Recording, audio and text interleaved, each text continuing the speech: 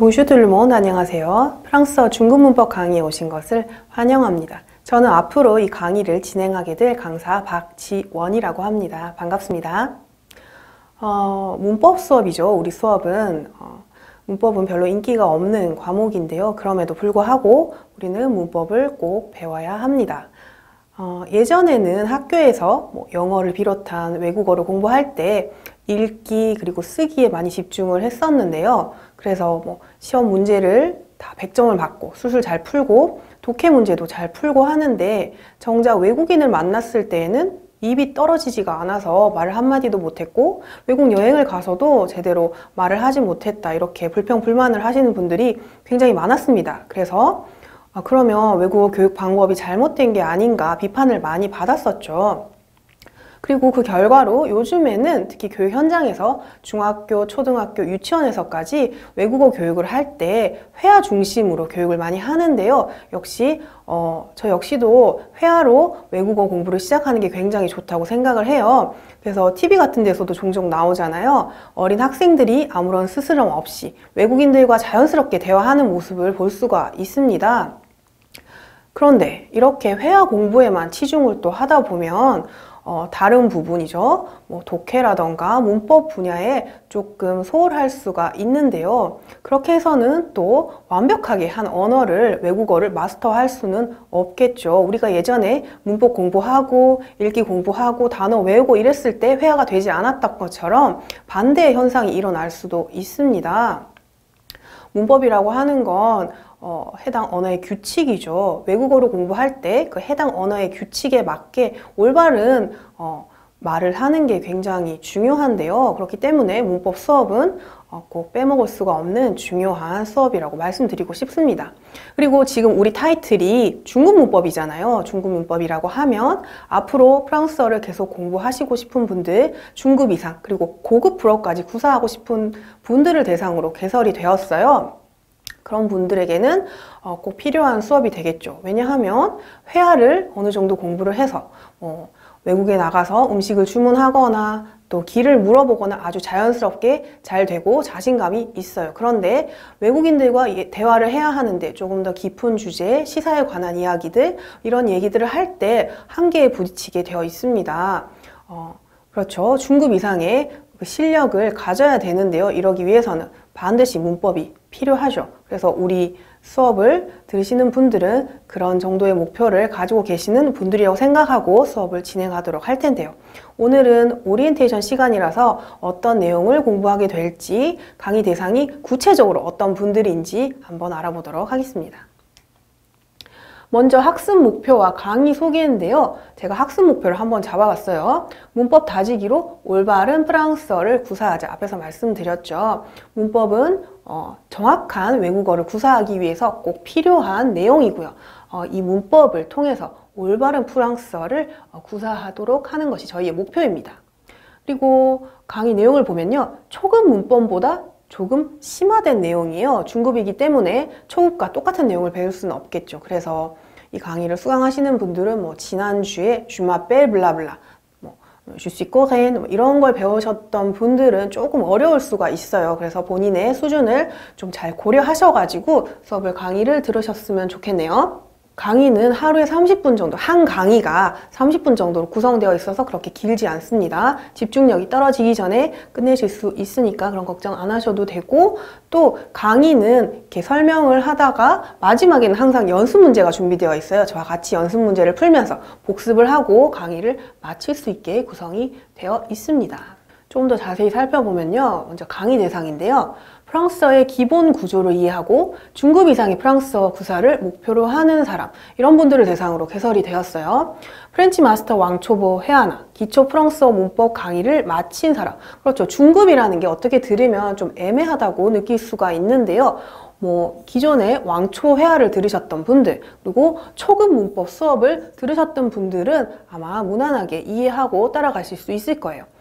시험을 예로 들면요. 델프 시험 다 알고 계시잖아요. 매형 이상을 준비하시는 분들은 이 수업에 적합한 분들입니다. 그런데 나는 사실 문법 공부를 해본 적이 없어요. 회화 수업은 들어봤는데요. 하시는 분들도 괜찮습니다. 왜냐하면 회화 같은 경우에는 어떤 상황을 딱 주어진 상황에서 이러이러한 표현으로 하시면 됩니다라고 하죠. 그런데 표현을 할 때 그에 필요한 문법적인 사항을 뒤에 설명하기 마련이잖아요. 우리 수업은 그 반대라고 생각하시면 돼요. 문법을 먼저 설명하는 거죠. 오늘은 한번 시제를 배워볼까요? 오늘은 뭐 명사에 대해서 배워볼까요? 이러면서 명사 내용을 설명하고 시제 내용을 설명하고 결국 끝에 가서는 그 배운 내용을 가지고 문장을 만들고 어떤 표현을 공부하는 게 저희 문법 수업입니다. 그래서 회화 수업만 들었다 하시는 분들도 자기가 문법 책을 산다거나 해서 문법 공부를 한 적은 없지만 이미 어느 정도 문법에 대한 지식을 갖고 계신 분들이라고 보면 되고요. 그래서 초급 수업을 들으셨던 분들은 아마 중급도 무난하게 이해하실 수 있을 것 같습니다. 델프 시험 배영이라고 했는데 배영, 배두 올라갈수록 문법은 점점 더 중요하죠. 정확한 불어를 구사하는 게 굉장히 중요하기 때문에요. 매두 같은 경우도 중급 문법으로 한번 복습을 하시면서 또 보충하실 수도 있겠죠. 이런 분들을 대상으로 강의가 개설되었습니다. 강의 구성은요. 가장 먼저 오늘의 주제를 말씀드리게 될 텐데요. 명사, 관사 뭐 이런 식으로 큰 제목이 나오고 그 아래에 한두 문장 정도 예가 나옵니다. 그 예를 보면서 오늘의 주제는 이러이러하고 뒤에 나올 내용은 이렇습니다 라고 말씀을 드리고요. 문법 설명이 들어가겠죠. 문법 설명을 하는데 그 주제에 맞는 내용에 대한 설명이 들어가는데요. 뭐 규칙이죠. 문법은 규칙이니까 이러이러한 규칙이 있습니다. 이런 설명을 하고 그리고 예외가 또 많아요. 불어는 규칙이 아주 많은데 또 그만큼 많은 예외가 있습니다. 그래서 예외 사항은 뭐다 이런 것도 말씀드리고 그리고 발음에 관한 얘기도 많이 드릴 거예요. 뭐 축약이 된다, 연음이 된다 뭐 이런 식으로 발음에 대한 규칙들도 설명드리고 마지막에는 저와 같이 그 해당 내용에 대한 연습 문제를 풀면서 강의를 마치는 걸로 하겠습니다. 또 가장 중요한 내용이죠. 우리 중급 문법의 목차인데요. 중급 문법은 1탄, 2탄, 3탄으로 되어 있어요. 15강이고요. 1탄 15강, 2탄 15강, 그리고 3탄 15강이 아니라 10강이에요. 총 40강으로 구성되어 있습니다. 그럼 지금부터 어떤 내용이 들어있는지 하나하나 보도록 할게요. 가장 먼저 오늘 OT 시간이죠. 강의 내용이 뭔지 알아보는 시간이고요. 1강 첫 번째로 우리 관사를 배울 건데요. 프랑스어 관사 어렵습니다. 공부를 하면 할수록 가장 어려운 부분이 어떤 부분인가요? 물어보면 관사라고 하시는 분이 굉장히 많아요. 정관사, 부정관사, 관사 이 두 가지가 일단 나오는데요. 그리고 관사가 축약되는 경우도 있죠. 이런 경우 어떤 경우가 있는지 알아보도록 하고요. 두 번째는 명사예요. 프랑스어의 큰 특징이라고 할 수 있는데요. 명사가 성이 있어요. 남성이 있고 여성이 있습니다. 그리고 수가 있죠. 단수가 있고 복수가 있어요. 이렇게 명확하게 구분을 시켜주는 게 프랑스어의 굉장히 큰 특징인데요. 여성 명사, 남성 명사 어떻게 만드는지 그리고 단수, 복수 만드는 법 알아보고요. 형용사는 내용이 굉장히 많기 때문에 그리고 중요하죠. 두 강으로 나눴어요. 첫 번째, 형용사 첫 번째 시간에서는 형용사는 항상 명사와 같이 행동하죠. 그래서 명사의 성수가 분명하다. 형용사도 명사의 성수를 따라가야 합니다. 그게 프랑스어의 규칙이에요. 그렇기 때문에 형용사의 성수가 있고 명사에 따라가는 것, 일치를 시킨다고 합니다. 성수 일치를 시킨다고 하는데요. 이것까지 알아보도록 하죠. 그리고 형용사 두 번째 시간에는 형용사의 위치예요. 문장에서 형용사가 어떤 자리에 있는지를 보고요. 5강은 소유사인데요. 사람이나 사물, 개념에 대한 소유를 나타내죠. 소유 형용사, 나의, 너의, 당신의, 우리의 이런 것들이고요. 소유 대명사는요. 나의 것, 너의 것, 우리의 것 이런 것들 같이 알아보고 6강은 지시사입니다. 지시사는요. 대화 상대자가 서로 알고 있는 거예요. 서로 우리는 다 알고 있는 그 사실에 대해서 얘기를 하는데요. 형용사 같은 경우는 이, 그, 저 이런 거죠. 그리고 지시 대명사는 이것, 그것 이런 거 같이 보고요. 7강이 또 굉장히 중요합니다. 7강은 수형용사라고 되어 있는데 숫자예요.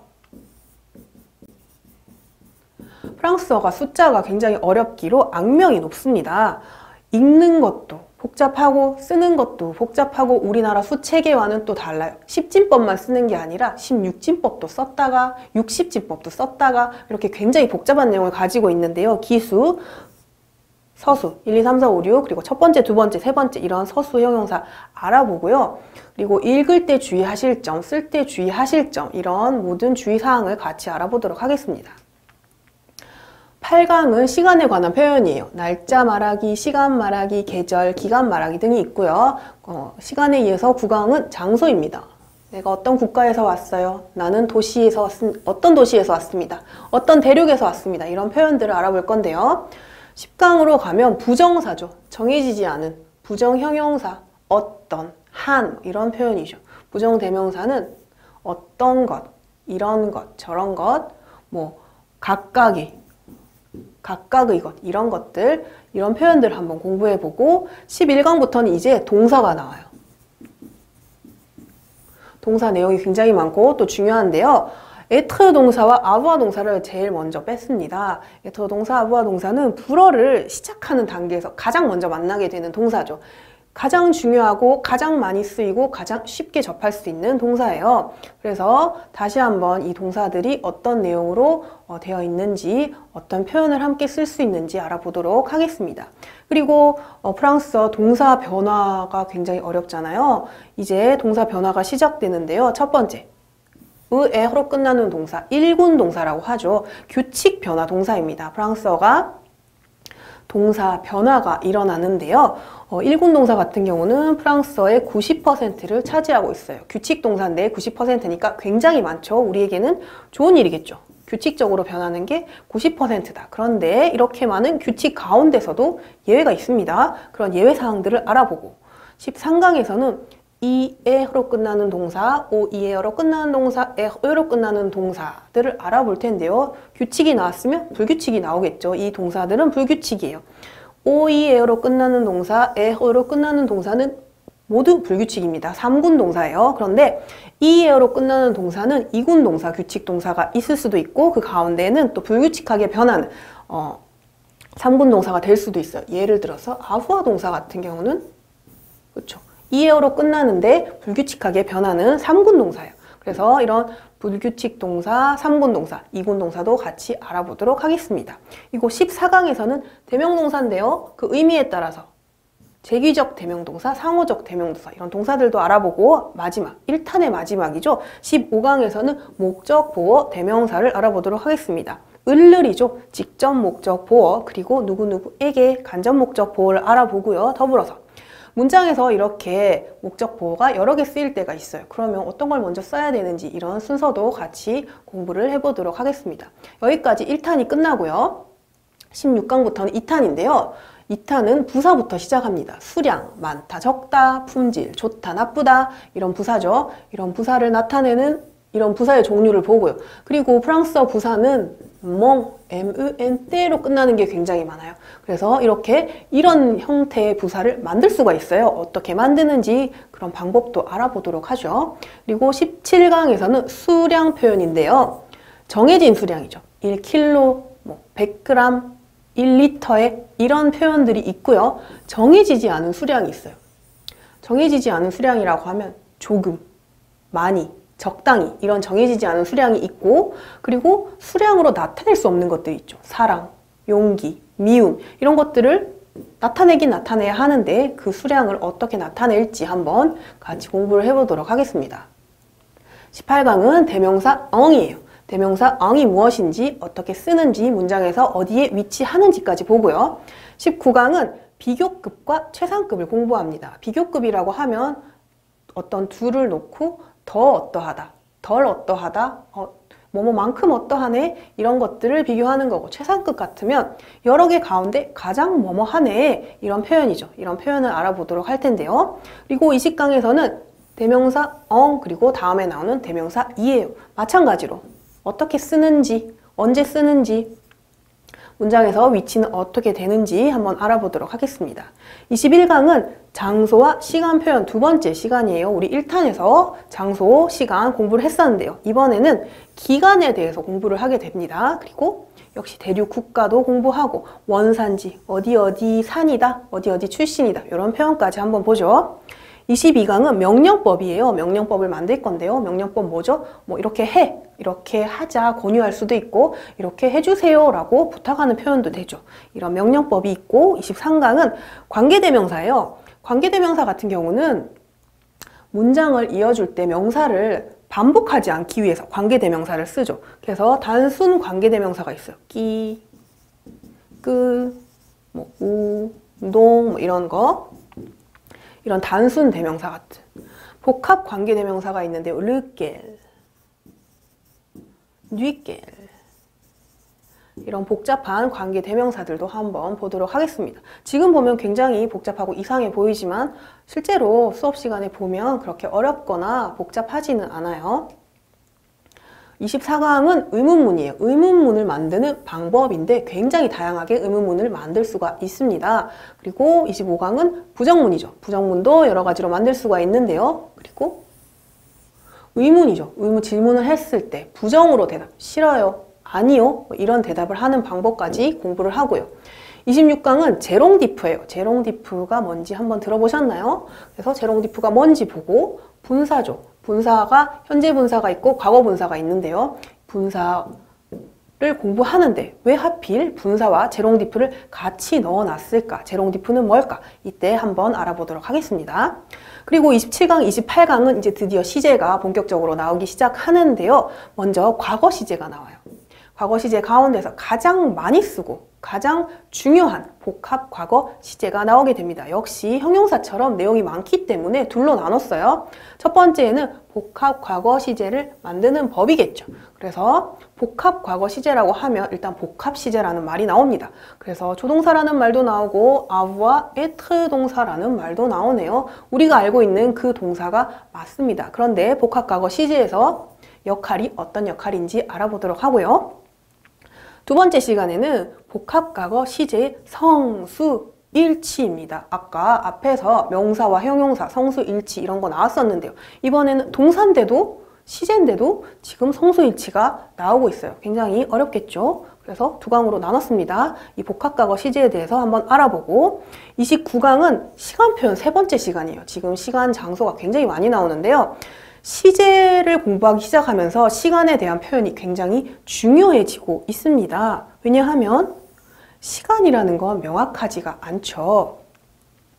과거, 현재, 미래 우리 이런 말을 자주 쓰는데요. 과거가 뭘까요? 현재가 뭘까요? 그리고 또 미래는 뭘까요? 정해진 어떠한 시점이 주어져야 하는 거죠. 특히 말을 할 때는 이런 시점이 굉장히 중요합니다. 그래서 시간에 대한 표현을 중요하게 생각하셔야 되는데요. 시간의 순서, 그리고 앞선 일, 뒤에 나오는 일, 이런 것도 굉장히 중요하겠죠. 사건이 먼저 일어난 일, 나중에 일어난 일, 어떻게 표현하는지 다 알아보도록 하겠습니다. 그리고 2탄의 마지막 30강은 수동태예요. 수동태를 만드는 방법을 알아보고 또 언제 쓸 수 있는지 여기까지 보면서 2탄을 끝내도록 하겠습니다. 그리고 마지막 3탄인데요. 3탄도 앞에서 이제 2탄에서 시제 맛보기로 지금 복합과거가 하나 들어갔어요. 이제부터는 시제가 계속 나오는데 계속 과거 시제가 나오죠. 반과거 시제. 반과거 시제가 무엇이며 어떻게 만들고 또 우리가 2탄에서 배웠던 복합과거 시제와의 차이가 무엇인지 어떤 걸 써야 하는지 이런 것들을 공부할 텐데요. 그리고 32강은 대과거입니다. 대과거 시제 처음 들어보신 분도 있을 텐데 대과거 시제가 뭔지 또 어떻게 만드는지까지 알아보겠죠. 그리고 33강, 34강은 이제 과거 다음에 미래 시제가 나와요. 근접 미래 시제가 나오고요. 어떻게 만드는지 언제 쓰는지 알겠죠? 그러면서 근접 미래 시제에는 알레 동사가 필수인데요. 알레 동사 가다라는 뜻이죠. 그래서 이어서 이동의 뜻을 가지는 동사에 대해서도 한번 알아보도록 하겠습니다. 34강에서는 단순 미래, 전미래 이렇게 다른 여러 가지 미래 시제가 나오고요.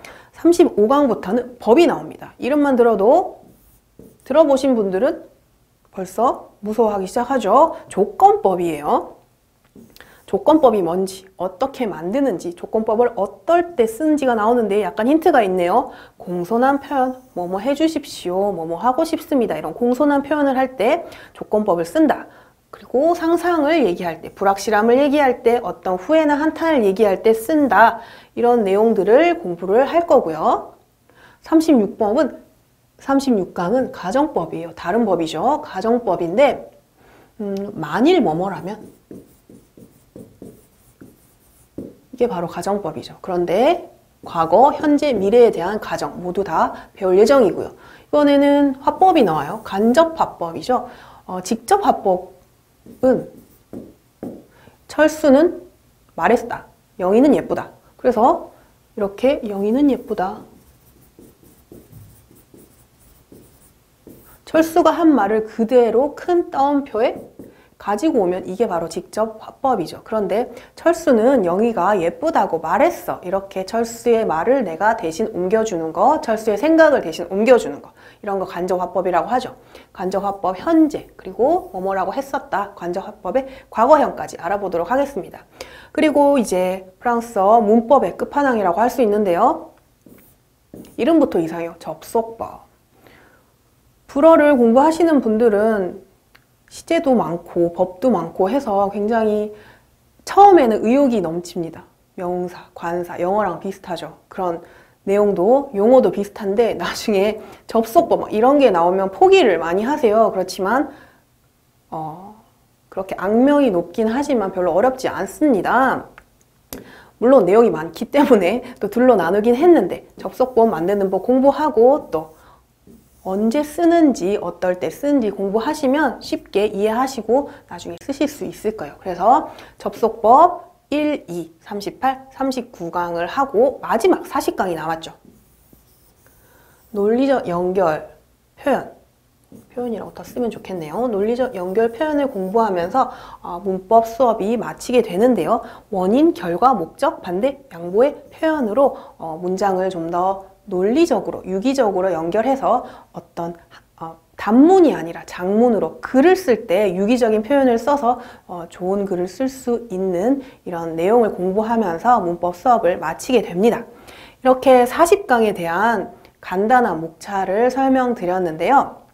어떠신가요? 조금 기대감이 높아지셨나요? 문법 수업 한번 들어보고 싶다 이런 생각 드셨으면 좋겠고요.